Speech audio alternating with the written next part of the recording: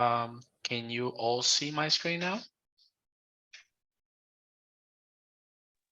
Yes. All right, thank you. All right, so I'll leave it to Dorothy now. She will take the first part of the introduction presentation. All right. You can go on to the next slide. Okay, so again, welcome and thank you all for being on time to this session.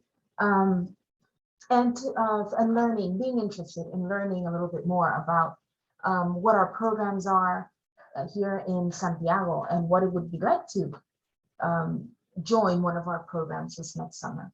So today we're going to discover the Dominican Republic with Randall and myself and Amber, and connect with your future fellow travelers. So like Emilio mentioned, he has a daughter that wants to come, and Mary Jane has already registered. So before we start, are you interested in joining session 1 or session 2 of the summer study abroad program? Session 2. Session Yeah, 2? same thing for my daughter. Session 2 for both. Okay, perfect. Thank you. Next slide, please. That would be then July, for the month of July. Great. All right, so a little bit about the DR in general, and then moving on more specifically into Santiago. So I assume that you have done some research about the Dominican Republic, but we are located in the Greater Antilles. We are the second largest island of the next following Cuba. And something interesting about the island, the entire island of La Hispaniola, is that we share it with Haiti. So we have 2 different republics in one small island.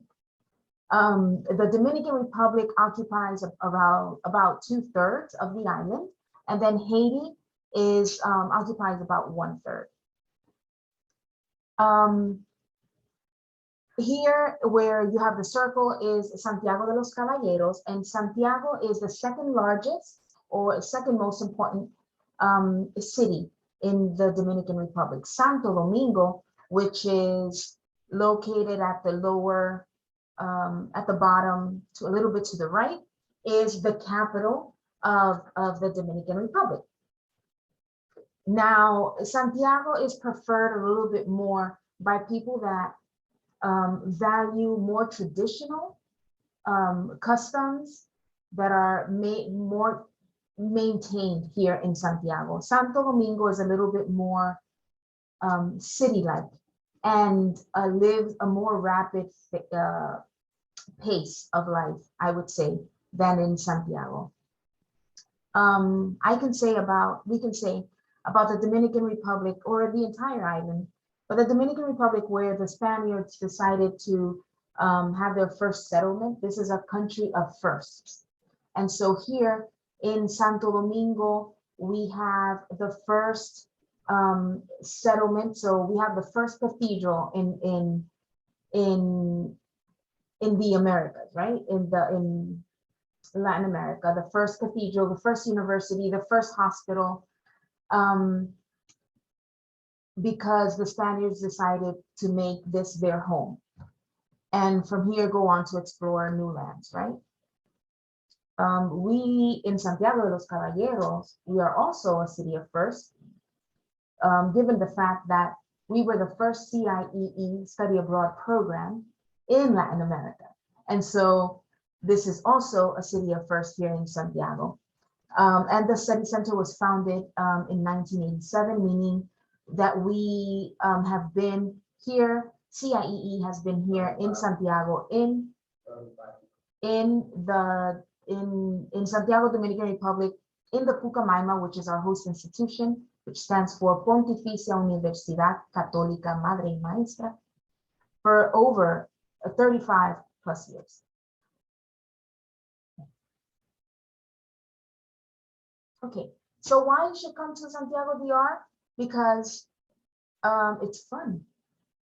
Santiago DR is fun. So I know that this is also an academic program, and but we also believe in balancing it out. So having academics and also get to explore the culture, live the culture, have time to engage with host families, with peers, with children, and in this way learn and fully immerse yourself in the Dominican culture, which is very rich with our food. That is, we have many traditional foods, but also we have a mix with so French and African from Haiti, but also we have a lot of Japanese, Asian fusions, a lot of Middle Eastern fusions also. And so our food is a mix. It's a sancocho. Our culture and our food is a sancocho, which is also one of the main dishes here in the Dominican Republic. So we're big on fiestas, art, baseball, of course. So, and our rhythm, merengue, bachata, salsa, our landscapes, rich history. And you get the chance to not only learn formally in a classroom, but immerse again with and have get to experience the language, talk. You're being exposed, getting yourself out there and having to speak the language, not only formal Spanish, but also Dominican Spanish, which is our language.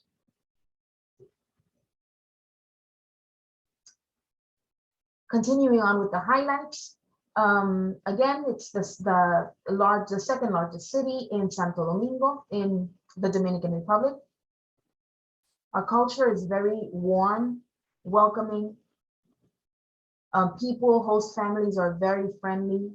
We have many monuments and parks where you can spend like free time, get out and just enjoy it. Well, in June, July, it's very hot, but enjoy the warm weather, the sun, get tanned, not necessarily having to go to the beach. You can get a tan just from visiting our monuments and parks. Multiple options to navigate by public transportation or private transportation, and homemade fresh food. Our host families are very experienced in hosting students, and they just know how to prepare delicious meals and have students and welcome students into their kitchens to help them prepare foods at times and teach them so that they can even bring back to your homes and share a Dominican dish.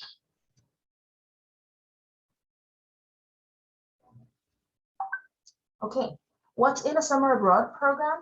Well, we have two programs here in Santiago. We have a youth mentorship program and a public health program that are both running at the same time. So whether you're on session 1 or session 2, they run at the same times. But both programs basically follow the same schedule in the sense that a typical week includes 15 contact hours of community service with a partner NGO. Each program has a service learning or community engagement academic course, so it's a component of the program. Daily cultural activities and excursions to experience, to explore Santiago and surrounding towns. Free time to explore and have fun, and breakfast, lunch, and dinners at homestays. So this is something that is common to both programs. These are things. Thank you so much. All right, so I'll take it from here. Why you will love service in Santiago DR? We can mention a few of the bullets that you may be interested on. Working with kids from low-income communities, specifically for service and learning programs. Help run kids summer camp as well. That's one of the components for service and leadership or service learning. Meet with experts to better understand the health system. more towards the public health program that we are running this year. Lesson plans coordinated with the teachers, with the week's excursion and activities. This is to improve the learning experience, and that way you can take advantage, or the student can take advantage of the learning process, not only seeing it on the academic side, but also on the practical side as well. And everything is designed to help you build your leadership skills. Every activity, every excursion that we do, it's planned and tied in to help you improve that leadership skills. Um, what daily activity and then excursions? What we well, what will the students may find or participate on as far as of daily activities and excursion? These pictures that you're seeing are actually all the pictures that you're seeing on the slides are part of the previous 2022 summer students that came this past summer and spent the second session with us as well. So part of these activities may include, but not limited to, cooking class, museum visits, local arts and crafts, and all activities and excursion bring to life an aspect of the day's lesson, like we mentioned before. We try, Dorca mentioned it at the beginning, that this is an academic program, but we want it to be as fun as possible. Uh, Having the fun activities tied in, we understand that it helps the learning process more, and helps the students to also have better relationships between themselves and also the local staff. Um, Homestays. Dorca mentioned some things about our homestays. One thing that she mentioned that I want to like talk a little bit more about is that we have experienced homestays. Over 20 some years is the homestays that we work with. They come in all size and shapes. They all share the love of international exchange, and part of this comes down to for them to feel like they are raising their own kids, and they build relationship with them that have lasted for many years, and they still um, one of the things that they mentioned to us is that they keep they keep themselves in contact with these students. They call them mom, they call them dad, brothers and sisters, and they become part of this family in this short period of time, 3 weeks that this program lasts. Host families will provide you a room, and they will prepare the 3 basic meals a day.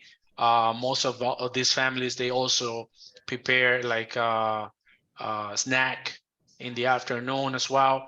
So the kids will be well attended while here. Students will be able to hang out in the evenings and the weekends.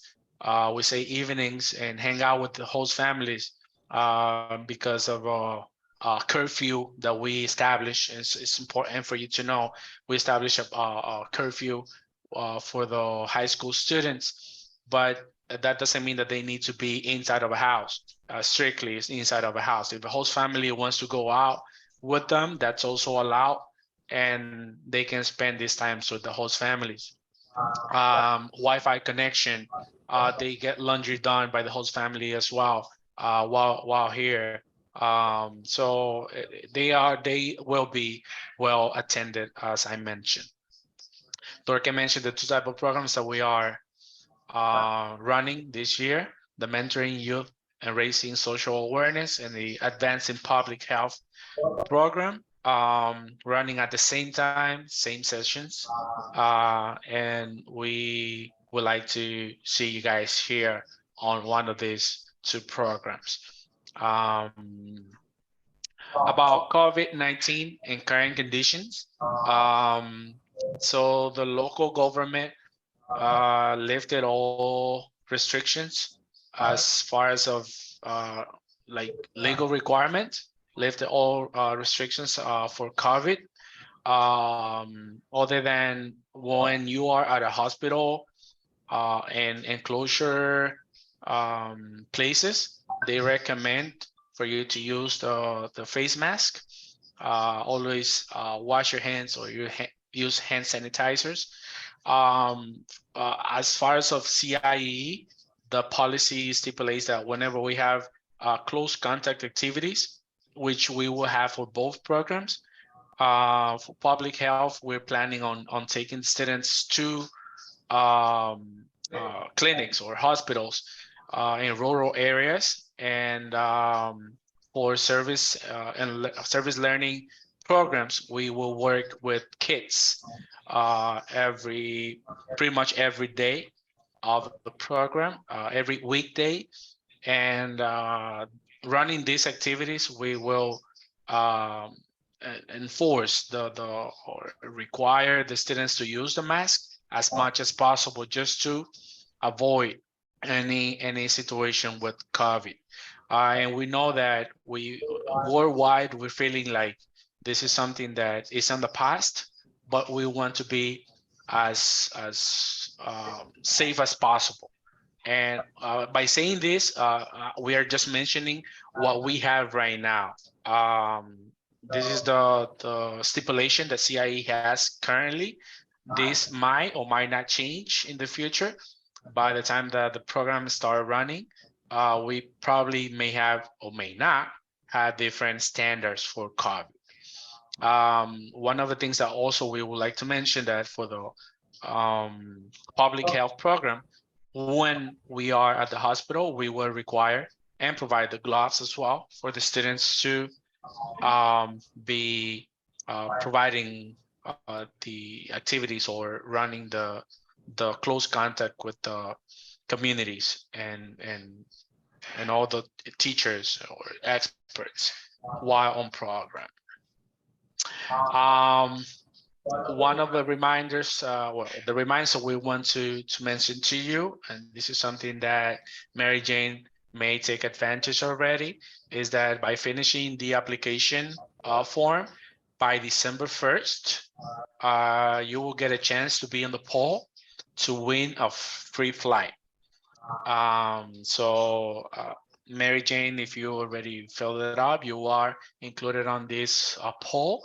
But also all the students that finish the application by December 1st will be included there as well. You can also, if you know students that already travel this summer and you would like to, you may approach them because they have received a referral link. You can use that and save $200 of the application total, and they will get rewarded as well. So this is something also that CIE has put into place for you to save some money for the program application. You have decided already more or less when which program you would like to attend, but for those watching the recording, if you want to, you don't know which program to attend, you can also tomorrow we will have a discussion, alumni discussion panel by 8 p.m. Eastern Standard Time. So these are the informations that we have to provide to you. So right now we would like to open the opportunity for you to ask questions and for you to ask us any concerns that you may have.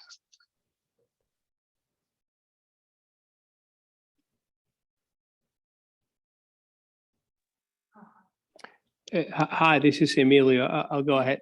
So thank you for the informative presentation. That was very helpful.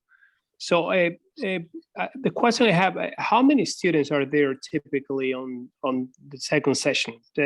How big is the program?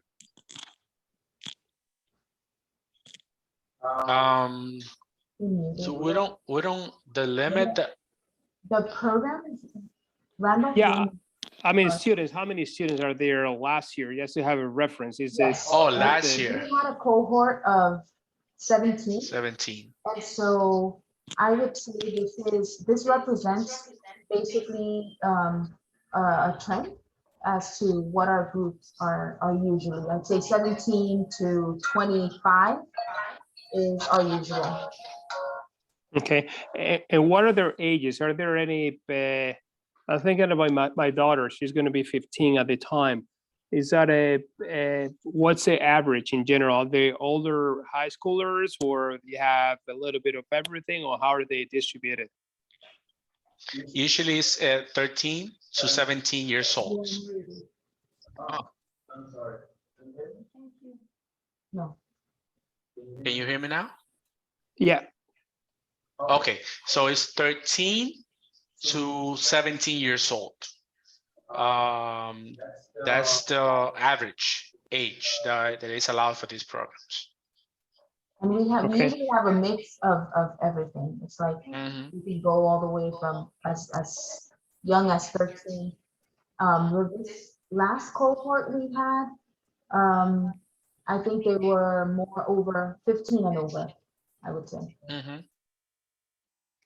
Thank you. And my last question, what's the hub, the airport in the US where kids are flown to Santiago? I mean, I assume there is an airport in the US where everybody gets together. What airport is that? I'm thinking about logistics on my end. I believe it's Miami, right?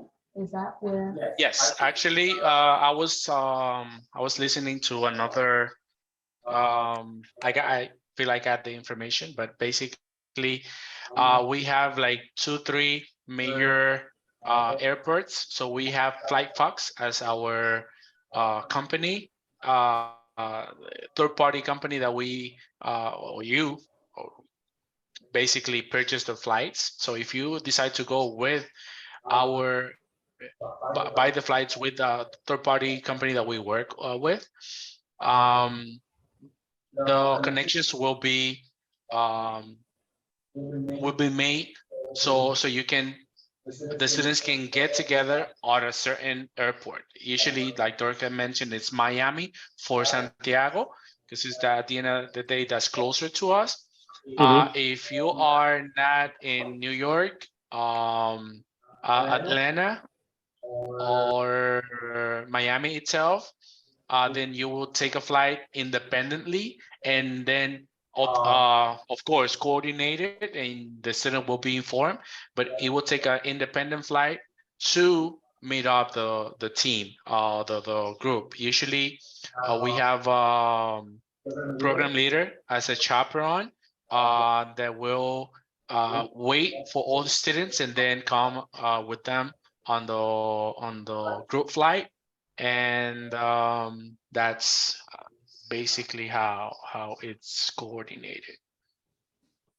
Okay, that's all on my end. Thank you very much. Very helpful. Absolutely.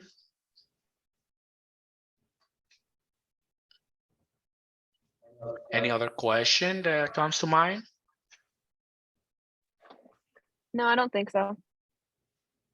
Yeah. I see Alexandra already also connected with us. Do you have any question, Alexandra?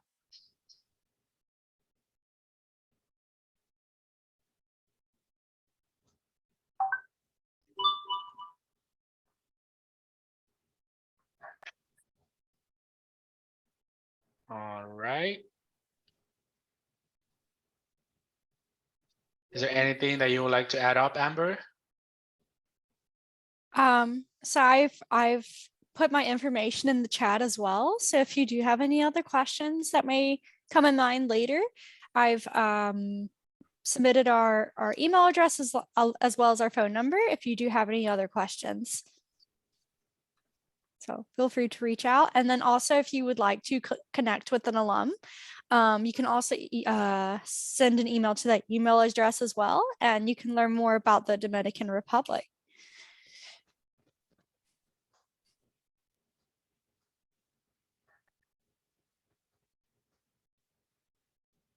All right. So I feel like we have covered the information. Like Amber said, should you have any question, do not hesitate to contact